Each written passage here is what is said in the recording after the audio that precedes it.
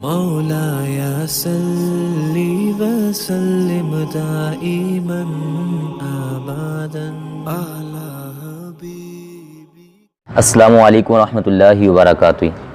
پیارے بھائیو، اسلام کا نور، اسلام کا حسن، بندہ مومن کی پہچان، جس کی وجہ سے میدان محشر میں اس کی پہچان ہوگی، پیارے نبی کریم رؤوف الرحیم اپنے امتی کو پہچان پائیں گے، یعنی کہ وضو ایک عظیم الشان اسلام کا دیا ہوا ہمیں تحفہ ہے، جس کے کرنے پر پیارے کریم آقا علیہ الصلوۃ والسلام نے گناہوں کی معافی اور پہچان کی علامت بھی قرار دیا۔ بڑے فضائل ہیں اس کے۔ میں صرف یہ بات بتانا چاہتا ہوں کہ امت میں سب سے پہلے وضو کا طریقہ ہمارے پیارے نبی کریم رؤوف الرحیم صلی اللہ علیہ وآلہ وسلم سے کس نے سیکھا تھا، اور آپ صلی اللہ علیہ وآلہ وسلم نے وضو کا طریقہ سب سے پہلے کس کو سکھایا؟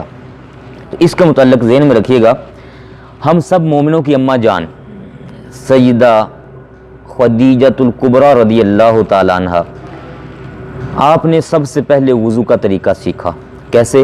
تاریخ ابن ہشام میں یہ اسکرین پہ آپ کو وہ سارا حوالہ بھی دے رہا ہوں آپ تاکہ اس کو پڑھ بھی سکیں۔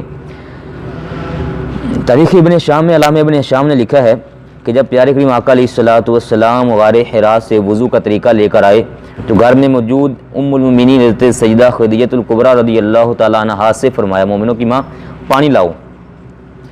وہ پانی لے کر آئیں ایک برتن میں، تو آپ نے ان کو وضو کر کے دکھایا۔ اس پر غور کیجئے گا، آپ نے ان کو وضو کر کے دکھایا، پھر ان کو فرمایا جیسے مجھے دیکھا ہے ویسا کرو۔ اور تاریخ ابن ہشام ہی کی کچھ دوسرے نسخوں میں آتا ہے کہ چونکہ آپ صلی اللہ علیہ وآلہ وسلم کی کفالت میں تھے حضرت سیدنا مولا علی رضی اللہ تعالیٰ عنہ، وہ بھی گھر میں جب حاضر ہوئے تو ان کو بھی آپ نے فرمایا علی ادھر آؤ۔ تو پہلے آپ نے ان کو وضو کر کے دکھایا، پھر ان کو فرمایا کہ جیسے مجھے دیکھا ویسا کرو۔ انہوں نے ایسا کیا۔ اس کا مطلب ہے سب سے پہلے وضو کا طریقہ ام المؤمنین اماں جی سیدہ خدیجۃ الکبریٰ رضی اللہ تعالیٰ عنہا نے سیکھا، ان کے بعد حضرت مولا علی رضی اللہ تعالیٰ عنہ نے سیکھا۔ اب اس میں دو پہلو ہیں، ایک یہ کہ عظیم نبی اپنی امت کو وضو کا طریقہ سکھا رہے ہیں، اور دوسری طرف یہ بھی پہلو ہے کہ کائنات کے عظیم شوہر، کائنات کی عظیم ترین اپنی زوجہ محترمہ کو بھی وضو کا طریقہ سکھا رہے ہیں، اور گھر میں جو موجود ہیں ان کو بھی وضو کا طریقہ سکھا رہے ہیں بچوں کو۔ تو اس میں ہمارے معاشرہ کے جو گھروں کے اندر سربراہ ہیں ان کے لیے سبق ہے، ان کو چاہیے اپنے گھر میں وضو کا طریقہ رائج کریں۔